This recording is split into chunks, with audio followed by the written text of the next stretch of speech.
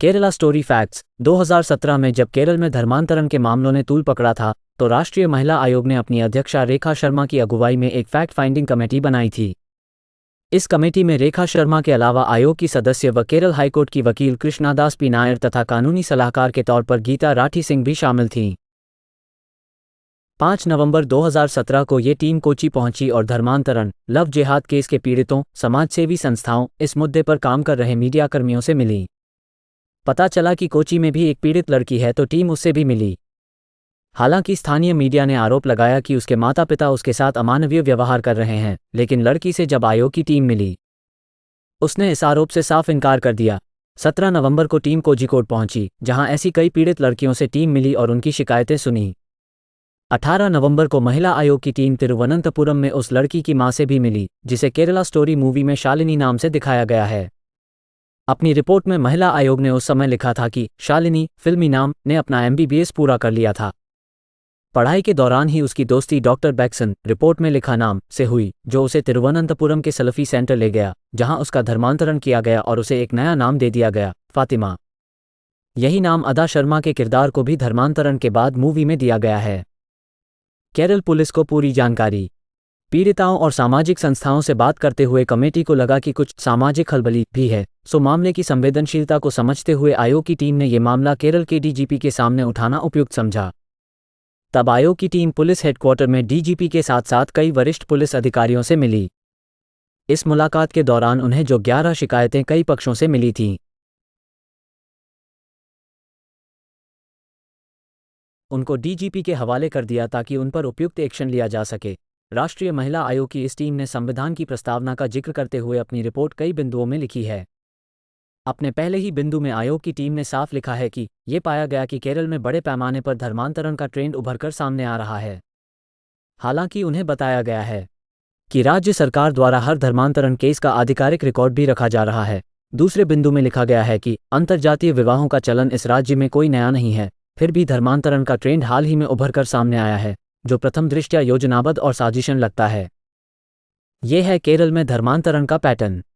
इस रिपोर्ट में 5वें बिंदु में थोड़ा विस्तार से इस चलन के बारे में लिखा गया है। इसके मुताबिक केरल में इन दिनों बड़े पैमाने पर धर्मांतरण हो रहा है और इस धर्मांतरण के केसों में एक जैसा पैटर्न देखने में आ रहा है। पहला ये कि इन लोगों के टारगेट पर पढ़ी लिखी युवतियां हैं, खासतौर पर मेडिकल व इंजीनियरिंग में पढ़ने वाली। दूसरा तथ्य ये कि शुरुआत में इन लड़कियों को उनके साथ की ही कुछ मुस्लिम लड़कियां अपने धर्म से परिचय करवाती हैं और धीरे धीरे उन्हें ये विश्वास दिलाती हैं कि कैसे उनका धर्म उनसे बेहतर है।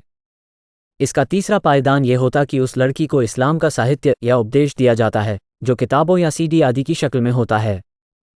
जब ये लड़कियां इस्लाम और उसके उपदेशों, शिक्षाओं के साथ सहज हो जाती हैं, उनको औपचारिक धर्मांतरण के लिए धार्मिक प्रशिक्षण के केंद्रों में भेज दिया जाता है। टीम ने लिखा है कि ये बात उल्लेखनीय है कि ये सब उस लड़की के माता पिता की जानकारी में आए बिना किया जाता है। इस रिपोर्ट में लिखा गया था कि इसके बाद उनके लिए उसी धर्म का लड़का सुझाकर अक्सर उसी प्रशिक्षण केंद्र में निकाह भी पढ़वा दिया जाता है। ऐसे 2 मामलों का हवाला भी इस रिपोर्ट में दिया गया है। सामाजिक संस्थाओं के वित्तीय स्रोतों और गतिविधियों की सुरक्षा एजेंसियों द्वारा जांच होना राष्ट्रीय सुरक्षा के हित में बेहद जरूरी है। यानी कमेटी ने मान लिया था कि ये धर्मांतरण संस्थागत रूप से योजनाबद्ध तरीके से हो रहा है। अगली संस्तुति में फैक्ट फाइंडिंग कमेटी ने साफ साफ लिखा था कि एक जैसे तरीके से जिस तरह युवा लड़कियों का धर्मांतरण हो रहा है, उसकी जांच किसी केंद्रीय जांच एजेंसी को ही करनी चाहिए, राज्य की एजेंसी के द्वारा नहीं। रिपोर्ट में ये भी लिखा है कि हमसे मिलने के दौरान कई व्यक्तियों और संस्थाओं ने ये भी कहा कि राज्य सरकार इस मामले में गंभीर रुख नहीं अपना रही है। कमेटी ने इन मामलों में एक अलग कोर्ट बनाने की भी बात कही, ताकि जिन परिवारों की लड़कियों को देश से बाहर ले जाया गया है, उनकी समय से मदद हो सके। धर्म बदलो मगर अभिभावक नहीं। कमेटी ने सबसे उल्लेखनीय संस्तुति ये की थी कि जिस तरह से धर्म बदलवाकर शौहर के रूप में जो नया अभिभावक चुन लिया जाता है, उस पर रोक लगे। प्राकृतिक अभिभावक नहीं बदलने चाहिए, इसका सख्ती से पालन होना चाहिए। कमेटी ने ये भी कहा था कि बहला फुसलाकर या प्यार के जाल में फंसाकर किया जाने वाला धर्मांतरण भी जबरन धर्मांतरण के दायरे में लाया जाना चाहिए। कमेटी ने आखिरी संस्तुति में कहा कि ये धर्मांतरण न केवल देश की सुरक्षा के लिए बल्कि सामाजिक ढांचे के लिए भी खतरा है।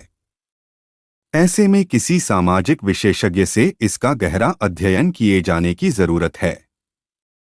साथ में अंतिम लाइनें ये लिखीं कि भारत जैसे विविधतापूर्ण देश के लिए ऐसी घटनाएं दीर्घावधि में भारत की एकता, अखंडता और सुरक्षा के लिए गंभीर खतरा पैदा कर सकती हैं।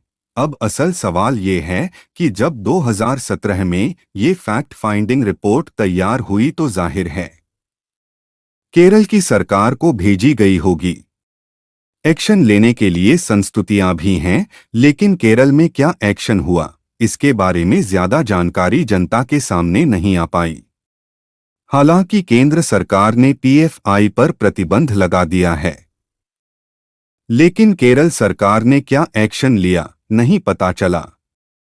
अब जब दी केरल स्टोरी के जरिए ये मामला फिर उठा है, तो केरल सरकार और उसकी विरोधी कांग्रेस दोनों ही फिल्म के विरोध में खड़ी हो गई हैं।